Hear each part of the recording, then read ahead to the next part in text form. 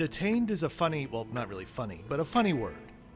If you're required to stay after class in high school, that's detention. If you're in jail, you're definitely being detained.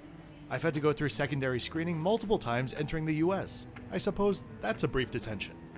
My boarding pass was scanned, the front and back of it were examined too much, and I was asked to sit to the side rather than get on the bus. A few moments later, I along with one other passenger were moved to a vestibule by someone in one of the many types of police or military uniforms at the gate, and our passports were taken. I asked what the problem was, this probably being the third time, and the response of, maybe you fly, was not the reply I was hoping for. The systems here are just a little bit different. Before I dive into my less than harrowing tale, let me welcome any of you that might be new to the channel. My name is Kevin. I'm here to give you a self-funded and honest look at some of the best, and some of the not so best, airlines and hotels in the world, which I've been bringing to you full-time for the past 4 years. Check out my hundreds of videos, scan the QR code, or click the link in the description to learn more about how I do things. Let's get into the trip report.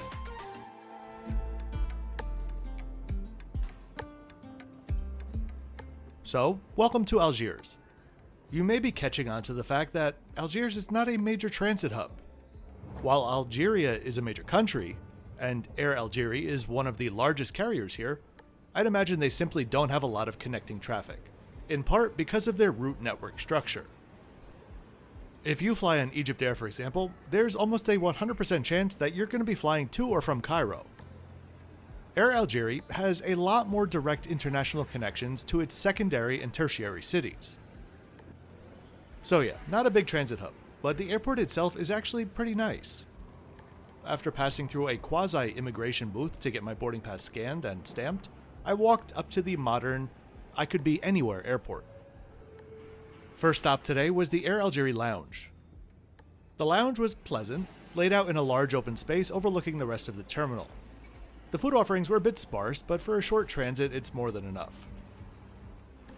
Currently, the airline has 55 aircraft in their fleet, which are mostly narrow bodies used for regional flights. Their only two true long-haul flights are to Montreal and Beijing, both services of which they've maintained for around 20 years. Our aircraft was meant to be a 737-600 today, a pretty rare aircraft by most standards, and was showing that that would be the aircraft until just before boarding. Our gate was changed around multiple times. I believe this was meant to be our aircraft, but we ended up having to change to a bus gate at the last second. Our bus gate had signage for Paris, so this was a bit of a confusing thing since we were flying to Tunis.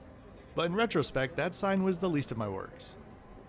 From what I've read and watched, this airport has a habit of having very strict security procedures. So far, I thought it was all very standard stuff, and so I thought that would continue, which was not at all the case. As I approached, I saw that there were a slew of different types of police. From what I could tell, there were police and also military police and possibly also security.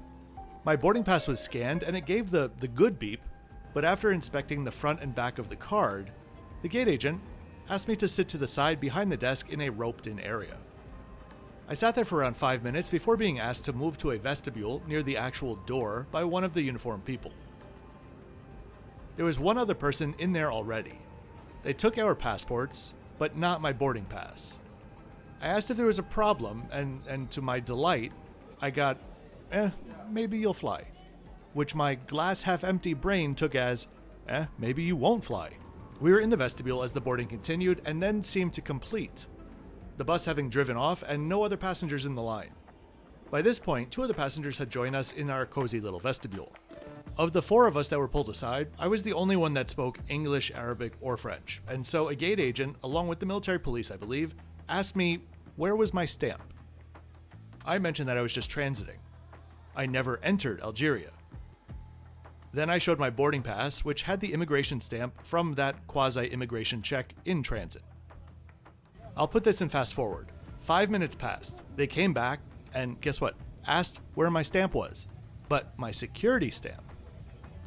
Again, at a loss, I said, I don't know. I went through security.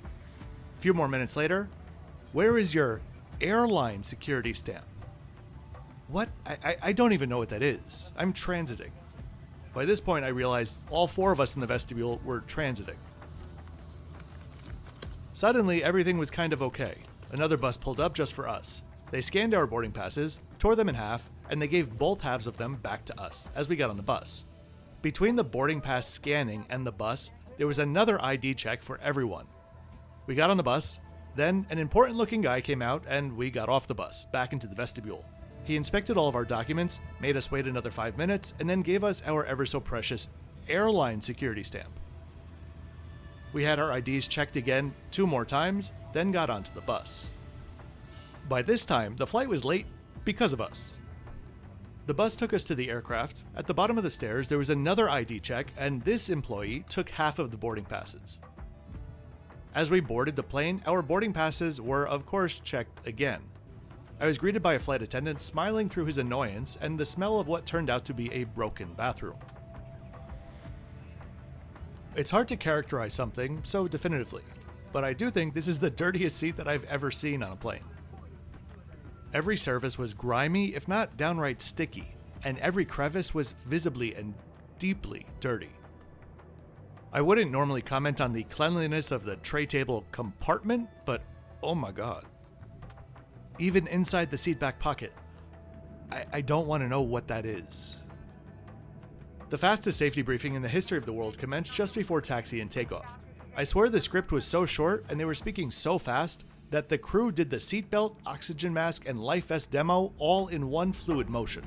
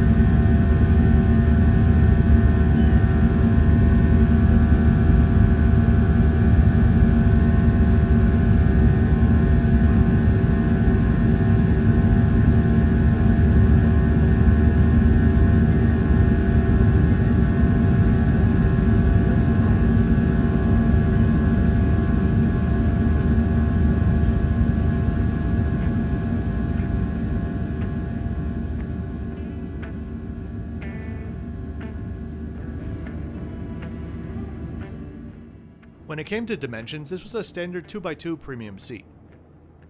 The recline on my seat, though, did not work. Very shortly after takeoff, a full meal service was provided. Keep in mind that this flight is 54 minutes long. The tray had a lot of food on it for such a short flight. The main dish was roasted chicken with vegetables. That was accompanied with a sandwich, bread, and a dessert. The food was all fine, the main dish being miles better than the fish that I had on the previous flight. This tray overall, I'll give a 6 out of 10. The forward bathroom was locked and we were told out of order, but that didn't seem to stop the crew from using it during the flight. Each time they opened that door, we were very much reminded that it was out of order. Given how dirty my seat was, I just decided to just wait until I got on the ground. And with that, a pleasant descent into Tunis.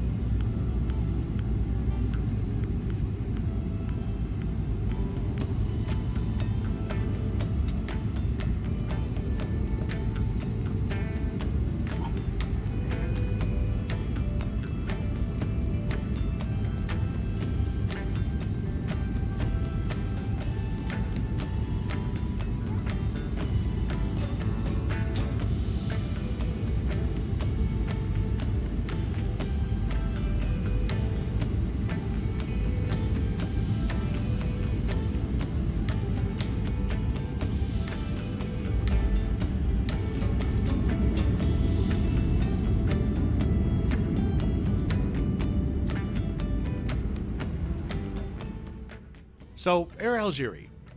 What can I say other than I'm surely not getting into Algeria anytime soon? I know in my last video I mentioned that I didn't put them at a 1 because I didn't know what a 1 was really, but that I thought I'd know it when I saw it. Well, I saw it. Back-to-back flights, both getting failing scores, tells me that neither of these were flukes, and there's no reason to preserve that lowest spot for anyone else. If you're flying with them soon, bring sanitizing wipes, get extra stamps, have a protein bar, and say whatever your version of a prayer is. So despite the disgusting state of the plane, I do hope that you enjoyed what turned out to be an interesting experience, if nothing more. If you did enjoy, please be sure to click the like button and subscribe for new flight and hotel videos each week. I'll see you next time from Tunis for an airline experience that was the polar opposite of today. Thanks as always for watching until the end.